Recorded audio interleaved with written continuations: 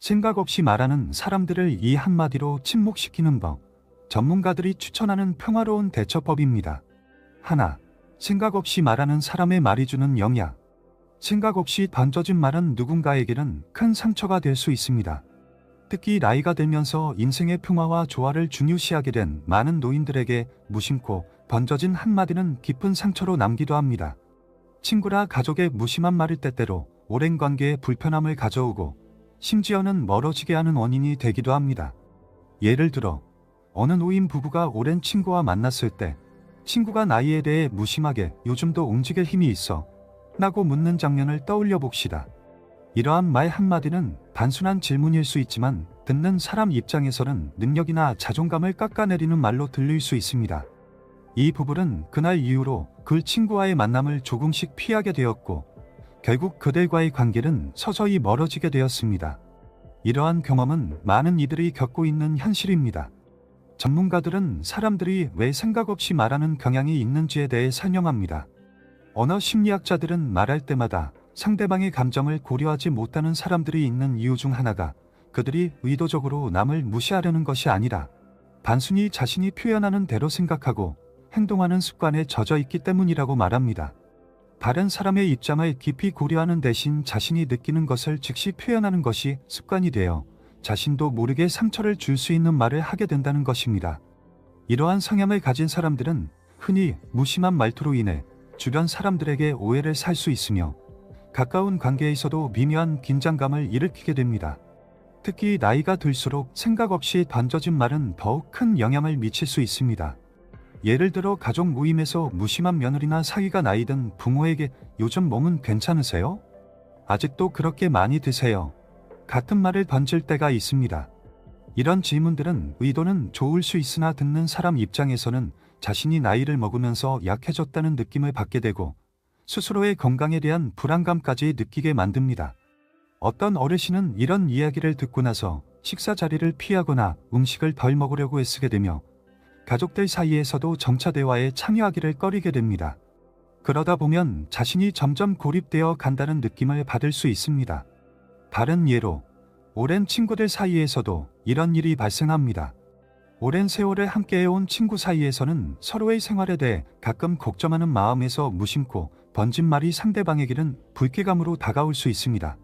어떤 노인은 40년 지기 친구와 만나 서로의 자녀나 건강에 대해 이야기하다가 친구가 너는 왜 그렇게 자식들 걱정을 많이 하니? 그만 좀 놓아줘 라는 말을 했을 때 오랜 시간 동안 스스로의 감정과 역할에 대해 생각하게 되었다고 합니다. 이 말을 듣고 나니 자신이 그동안 자녀를 걱정하는 자신의 모습이 과하게 느껴졌고 친구와의 대화에서 더 이상 자신을 자유롭게 표현하기가 어려워졌다고 합니다. 이런 작은 충격들이 쌓이다 보면 인간관계에 서서히 균열이 생기고 가까운 사람들과의 만남이 스트레스로 느껴질 수 있습니다. 이런 상황에서 전문가들은 자신에게 상처를 줄 수 있는 말을 반복적으로 하는 사람들과의 관계를 재평가할 필요가 있다고 조언합니다. 때로는 가깝고 소중한 관계일수록 그 관계를 지키기 위해 상처를 감수하게 되는 경우가 많습니다. 그러나 이러한 희생은 결국 자신의 정서적 안정을 해칠 수 있으며 오히려 관계의 질을 저하시킬 수 있습니다. 따라서 관계를 유지하고 싶다면 상대방의 무심한 말에 어떻게 대응할지에 대한 지혜로운 전략을 마련하는 것이 필요합니다. 2. 반응하기 전에 침묵의 힘. 생각 없이 말을 던지는 사람에게 가장 강력한 첫 번째 대응 중 하나는 침묵입니다. 침묵은 단순히 말을 하지 않는 것 이상의 효과를 가지고 있으며 특히 감정적으로 충격적인 말을 들었을 때 침묵을 유지하는 것은 상대방에게 큰 영향을 줄 수 있습니다. 나이가 들면서 관계에서 평화를 유지하고자 하는 이들에게 침묵은 때로는 최고의 방어 전략이 됩니다. 예를 들어 한 노인은 늘 비판적인 말을 던지던 친구와의 대화 중 더 이상 감정적으로 상처받고 싶지 않아서 침묵으로 대답하기로 마음먹었습니다. 이 노인은 친구가 비판적인 이야기를 할 때 그저 미소를 지으며 아무 말도 하지 않았습니다. 그 후 친구는 점차 자신의 말투와 태도를 되돌아보게 되었고 둘 사이의 관계도 서서히 변화하게 되었습니다. 침묵의 효과는 단순히 말을 하지 않는데 그치지 않습니다. 침묵을 유지하는 동안 상대방은 자신이 던진 말의 무게를 느끼게 됩니다. 사람들이 흔히 실수를 하는 이유는 상대방의 반응을 즉각적으로 얻고 싶어서 말을 던지는 경우가 많기 때문입니다. 그러나 침묵으로 대답하면 상대방은 자신이 한 말에 대해 다시 생각하게 되며 때로는 그것이 잘못되었음을 깨닫기도 합니다. 이와 같은 침묵의 힘은 특히 가족 관계에서 더욱 효과적일 수 있습니다. 자녀들이 나이든 부모에게 무심코 던지는 질문들, 예를 들어 아직도 그렇게 많이 드세요? 같은 질문에 침묵으로 대처함으로써 부모는 자녀들이 자신의 말이 잘못되었음을 깨닫게 할 수 있습니다. 이러한 침묵은 자녀들에게 부모의 감정을 되돌아보게 만들며 결과적으로 더 나은 소통을 촉진할 수 있습니다. 또한 침묵은 자신에게도 안정감을 줍니다. 감정적으로 격해진 상태에서 말을 하면 후회스러운 결과를 초래할 수 있지만 침묵을 유지하는 동안 스스로 감정을 정리하고 평온함을 되찾을 시간을 가질 수 있습니다. 예를 들어 한 노부부는 늘 자주 싸우던 자녀들 간의 갈등에 대해 걱정을 하던 중 결국 침묵의 힘을 배우게 되었습니다. 그들은 자녀들의 다툼에 대해 더 이상 조언을 하지 않고 그저 조용히 지켜보기로 했습니다. 시간이 지나면서 자녀들 스스로 문제를 해결하게 되었고 부부는 그들의 문제에 지나치게 관여하지 않아도 평온함을 유지할 수 있음을 깨달았습니다. 전문가들은 침묵이 주는 긍정적인 효과에 대해 강조합니다. 심리학자들은 침묵을 유지하는 것이 감정적인 반응을 억제하고 상황을 더 차분하게 바라볼 수 있게 해준다고 설명합니다. 특히 감정이 격해진 상황에서 말을 하지 않음으로써 상대방에게도 자신이 말한 내용을 되돌아볼 기회를 주는 동시에 스스로도 그 상황을 더 명확하게 인식할 수 있게 됩니다. 이는 단순한 방어가 아니라 상대방과의 관계를 더 나은 방향으로 이끌어갈 수 있는 중요한 요소가 될 수 있습니다. 침묵을 전략적으로 사용하는 또 다른 방법은 상대방이 무례한 말을 던질 때 즉각적으로 반응하지 않는 것입니다. 예를 들어 한 노인은 친구의 무심한 말에 즉각적으로 반응하기보다는 잠시 조용히 그 친구의 말을 곱씹고 나서야 대답하기로 결심했습니다. 이 친구는 항상 무심하게 노인의 상황을 비교하며 불쾌한 말들을 던지곤 했지만 노인이 침묵으로 대처하면서 더 이상 그러한 말들을 쉽게 꺼내지 않게 되었습니다. 침묵은 상대방에게 내가 그 말에 대해 생각하고 있으며 그들의 말이 내게 주는 영향을 되돌아보고 있다는 메시지를 전달하는 효과적인 도구입니다. 또한 침묵은 대화를 주도하는 힘을 줍니다. 침묵을 통해 상대방이 먼저 자신의 잘못을 깨닫고 반성하는 기회를 주는 것입니다.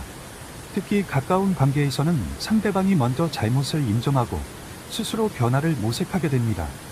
예를 들어 한 가족 모임에서 어느 노인이 가족 구성원의 무례한 질문에 침묵으로 대답했을 때 그들은 곧 스스로 그 질문이 부적절했음을 깨닫고 사과의 뜻을 전하기도 했습니다.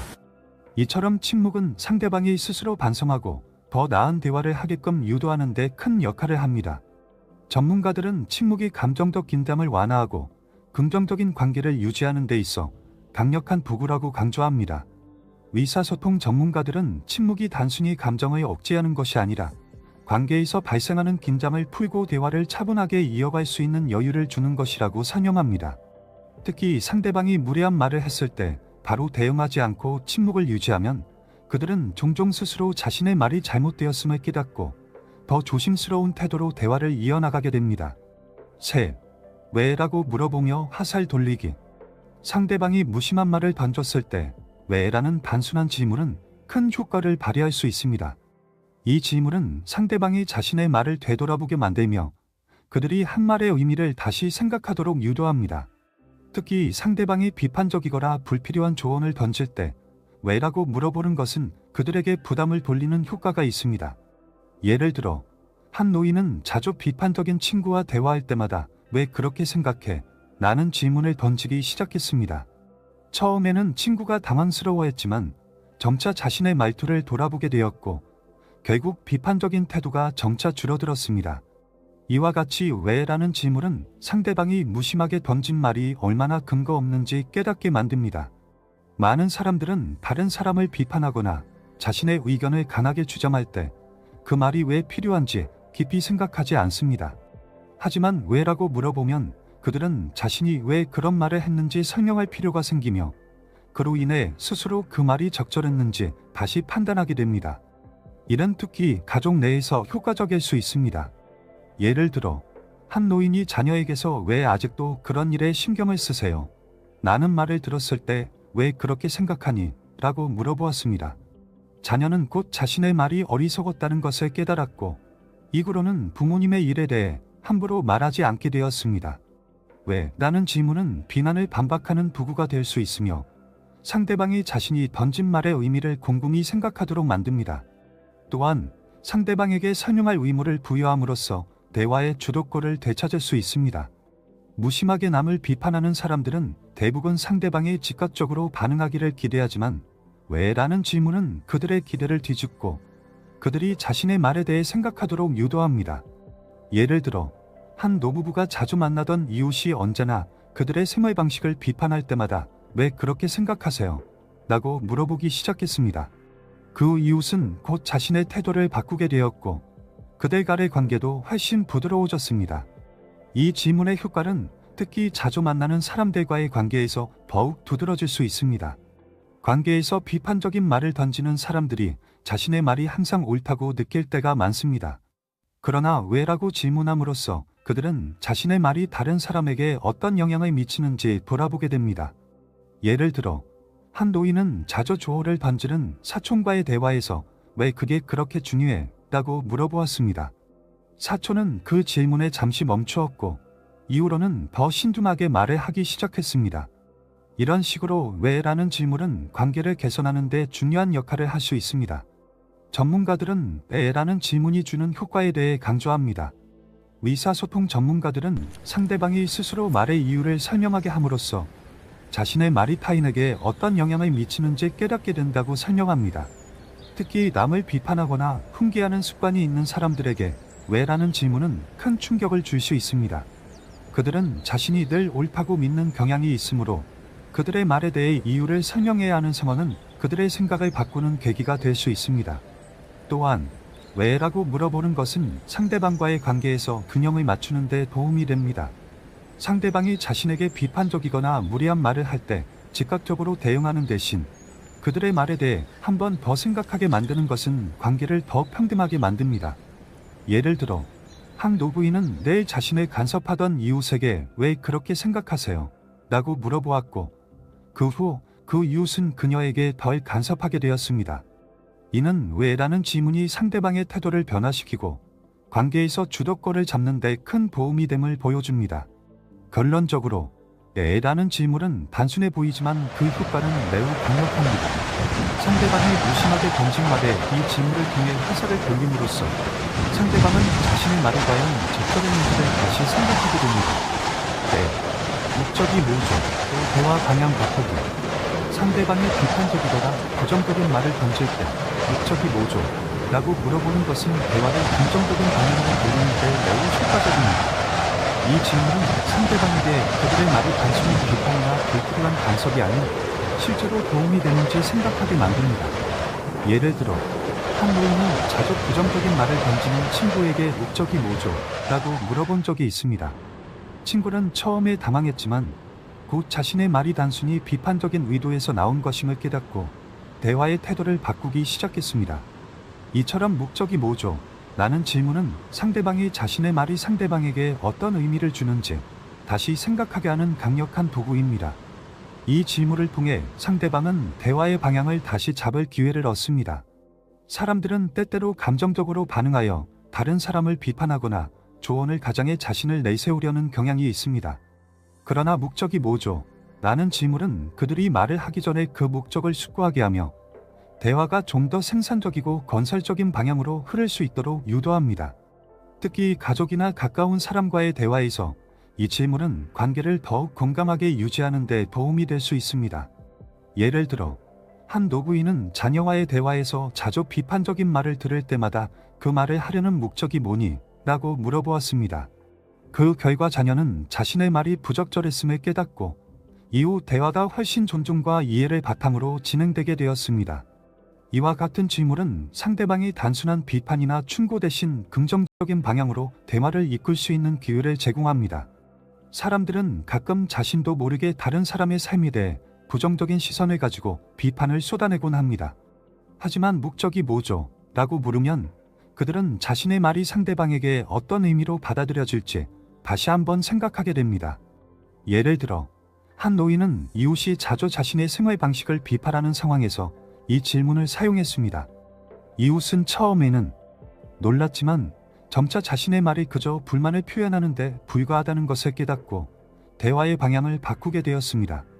이 질문은 때때로 비판적인 사람에게 스스로를 돌아보게 하며 자신이 말한 것의 가치를 평가하게 합니다. 이로 인해 비판적인 말투는 자연스럽게 줄어들고 대화의 질이 높아지게 됩니다. 예를 들어 한 노부부는 자주 만나던 가족, 친구가 늘 부정적인 이야기만 하며 불평을 늘어놓자 그에게 목적이 뭐죠? 라고 물었습니다. 친구는 순간 당황했지만 그 후로 대화에서 좀 더 긍정적이고 건설적인 주제를 이야기하려 노력했습니다. 이처럼 목적이 뭐죠?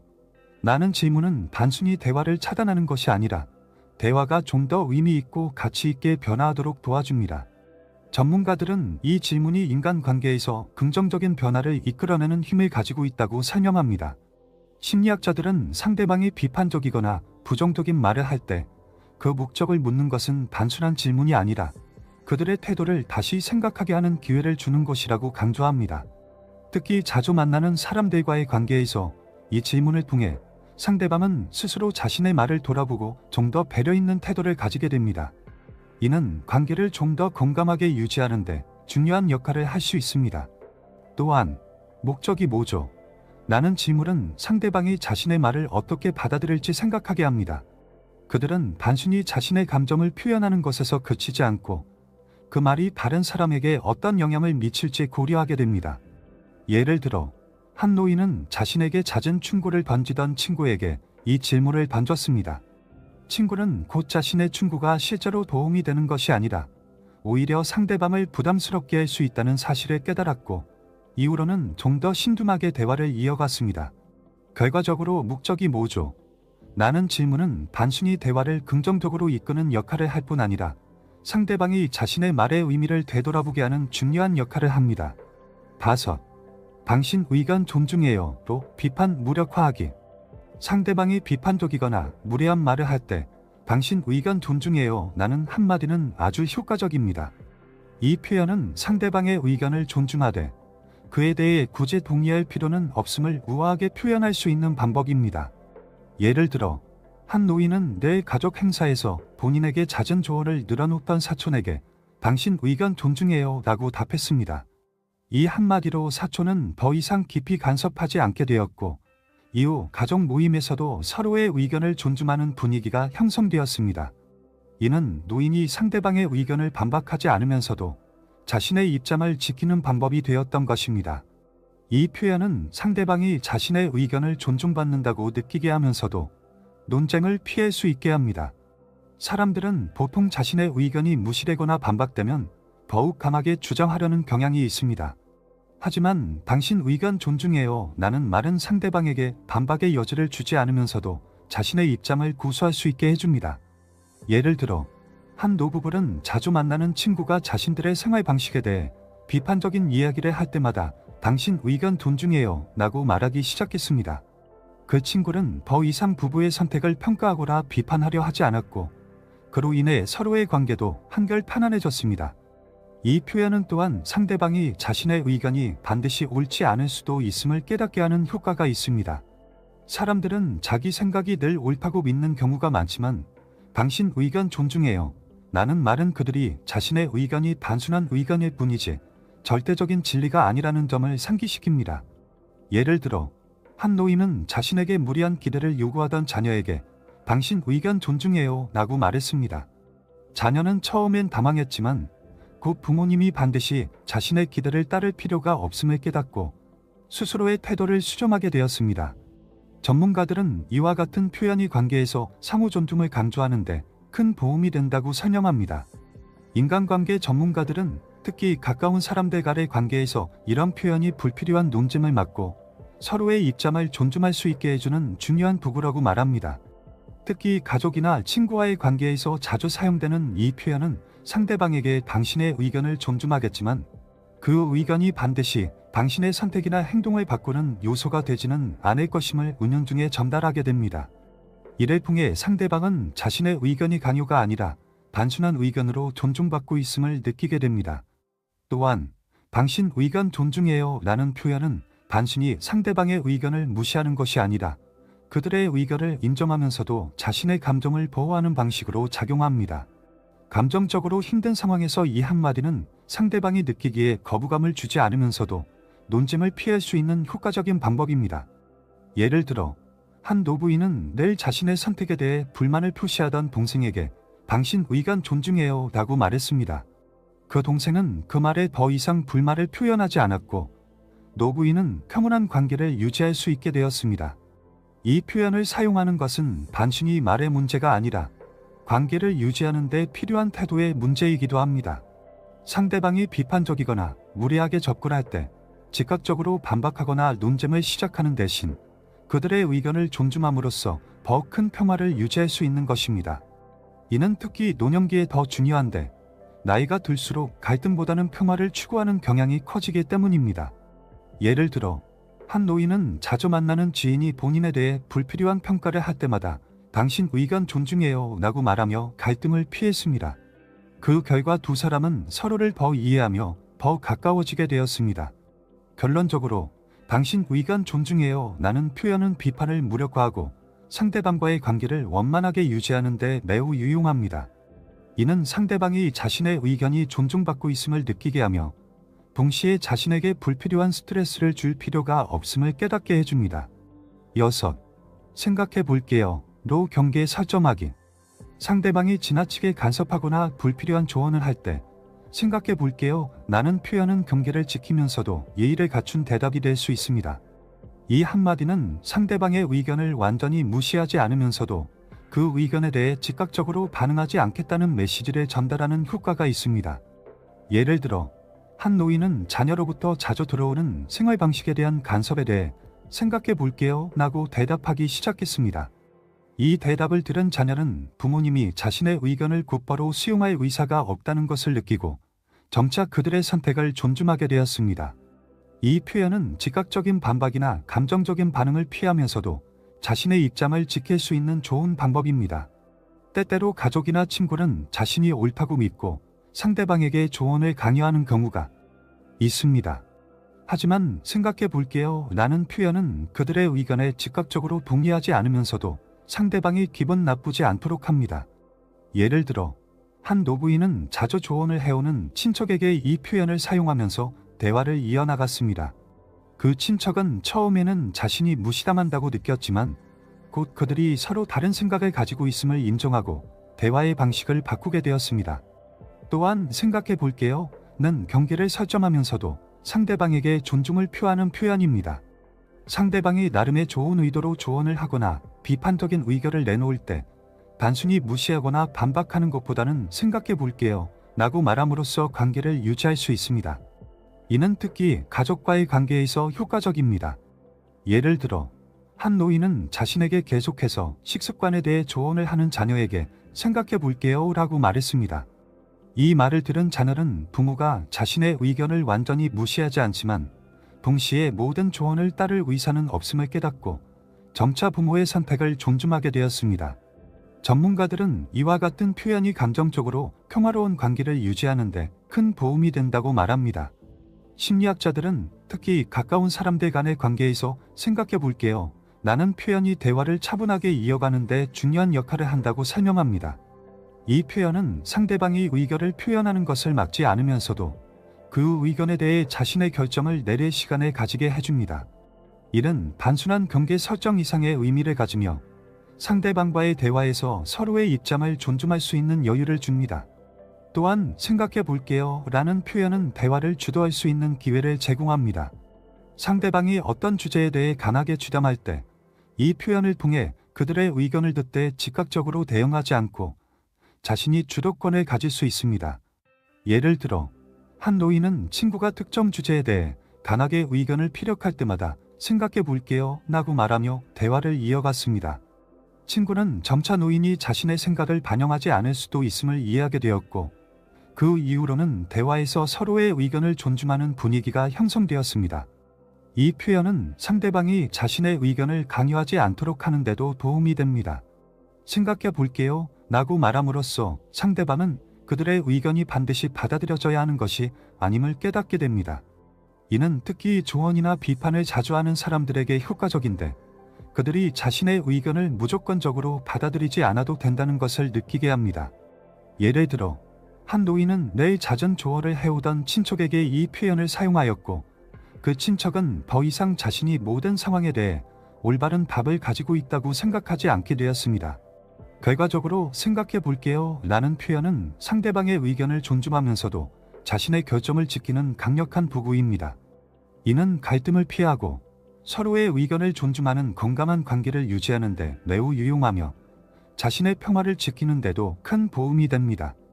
예고, 여기서 끝내죠로 대화 마무리하기.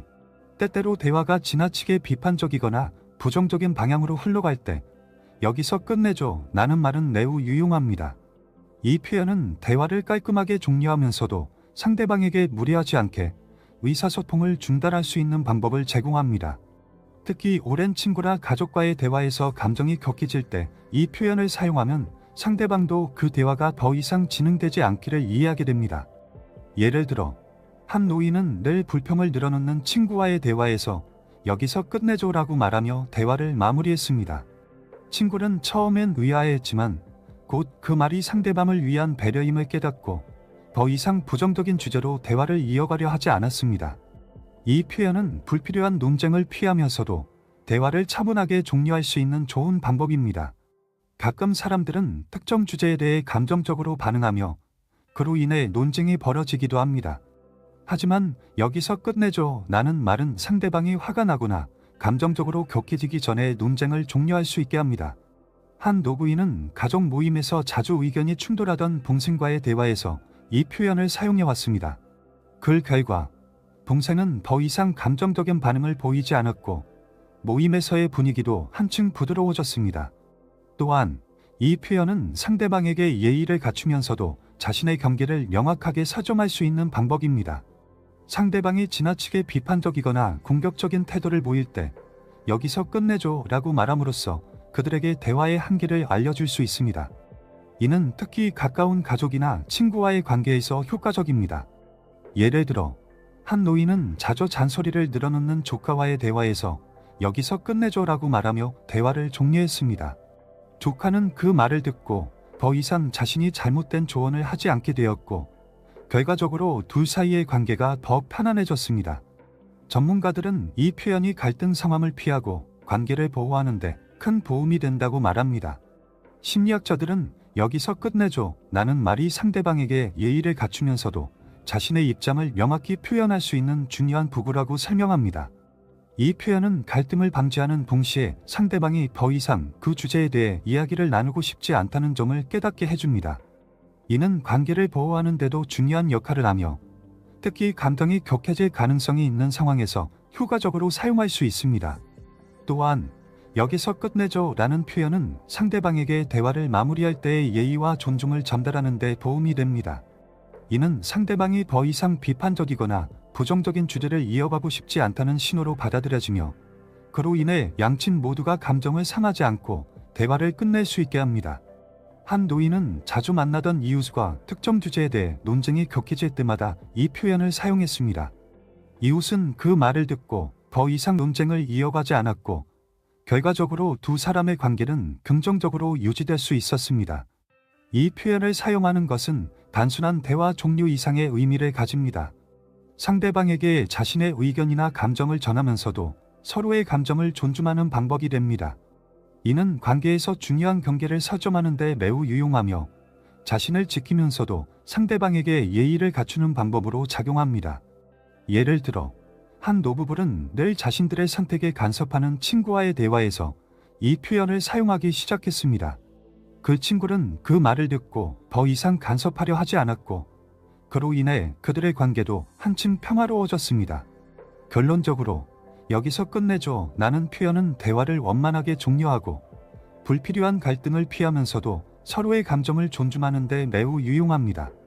이는 상대방이 더 이상 대화를 이어가지 않기를 원한다는 것을 이해하게 하며 관계를 보호하면서도 자신의 평화를 지키는 중요한 방법이 될 수 있습니다. 8. 비판에 고마워요로 뜻밖의 반응 보이기. 상대방이 비판적이거나 부정적인 말을 던질 때 고마워요 라는 한마디는 예상 밖의 반응으로 상대방을 놀라게 할 수 있습니다. 이 표현은 단순히 감사의 표현이 아니라 상대방의 비판에 긍정적으로 대응하는 방법으로 사용될 수 있습니다. 상대방이 예상치 못한 반응에 당황할 수 있지만 그로 인해 대화의 분위기가 한결 부드러워질 수 있습니다. 예를 들어 한 노인은 가정 모임에서 자주 불필요한 지적을 하는 사촌에게 고마워요 라고 말하며 상대방의 반응을 바꾸기 시작했습니다. 그 사촌은 의아해했지만 곧 자신이 던진 비판이 크게 의미가 없다는 것을 깨닫고 더 이상 노인에게 부정적인 말을 하지 않게 되었습니다. 고마워요 라는 한마디는 상대방의 비판을 있는 그대로 받아들이면서도 그들의 말을 무겁게 여기지 않음을 표현할 수 있습니다. 이 표현은 상대방에게 무조건적으로 동의하지 않으면서도 긍정적인 태도로 대화에 임하는 모습을 보여줍니다. 사람들은 종종 비판이나 부정적인 말에 감정적으로 대응하기 쉽지만 고마워요 라는 말을 통해 오히려 상황을 유연하게 만들어 갈 수 있습니다. 예를 들어 한 노부부는 자주 불평하는 이웃에게 고마워요 라고 말하며 그들의 비판을 받아들이는 듯한 반응을 보였습니다. 이웃은 그 말에 더 이상 불만을 표시하지 않았고 두 사람 간의 관계도 편안해졌습니다. 또한 고마워요 라는 표현은 상대방에게 자기 반성을 유도하는 효과도 있습니다. 상대방이 예상치 못한 반응을 받게 되면 그들은 자신이 던진 말이 상대방에게 큰 영향을 주지 않았음을 깨닫고 자연스럽게 자신의 말투와 태도를 돌아보게 됩니다. 한 노인은 자녀로부터 종종 과도한 잔소리를 들었지만 고마워요 라고 대답하면서 자녀의 반응을 바꾸었습니다. 자녀는 자신이 던진 잔소리가 큰 의미가 없다는 것을 깨닫고 점차 부모의 삶에 대한 간섭을 줄이게 되었습니다. 심리 전문가들은 이와 같은 표현이 감정적인 상처를 줄이는데 큰 도움이 된다고 말합니다. 비판을 감정적으로 받아들이지 않고 오히려 감사로 돌려주는 것은 자기 방어를 위한 매우 효과적인 방법이 될 수 있습니다. 이는 상대방의 비판을 겸허히 받아들이는 것처럼 보이지만 실제로는 그 비판이 자신에게 큰 영향을 미치지 않음을 나타내는 메시지로 작용합니다. 또한 이러한 태도는 상대방에게 자신을 쉽게 흔들 수 없는 사람이라는 인상을 주어 불필요한 비판을 줄이는 결과를 가져올 수 있습니다. 고마워요 라는 말은 또한 상대방과의 관계에서 불필요한 긴장을 풀어주는 데 효과적입니다. 상대방이 비판적인 말을 했을 때 그 말을 정면으로 반박하거나 부정하지 않고 그저 감사의 표현으로 넘기면 대화가 부드럽게 이어질 수 있습니다. 예를 들어 한 노부인은 늘 그녀의 선택에 대해 비판적인 의견을 제시하는 친구에게 고마워요 라고 답하면서 대화를 이어갔습니다. 친구는 더 이상 자신의 의견이 큰 영향을 미치지 않음을 깨달았고 두 사람의 관계도 더욱 원만해졌습니다. 결국 고마워요 라는 표현은 상대방의 부정적인 의견을 가볍게 받아들이면서도 자신의 감정을 보호하는 중요한 도구가 될 수 있습니다. 이는 상대방에게 내 의견이 무조건적으로 받아들여지지 않아도 괜찮다는 메시지를 전달하며 관계에서 불필요한 스트레스를 줄이는 데 효과적입니다.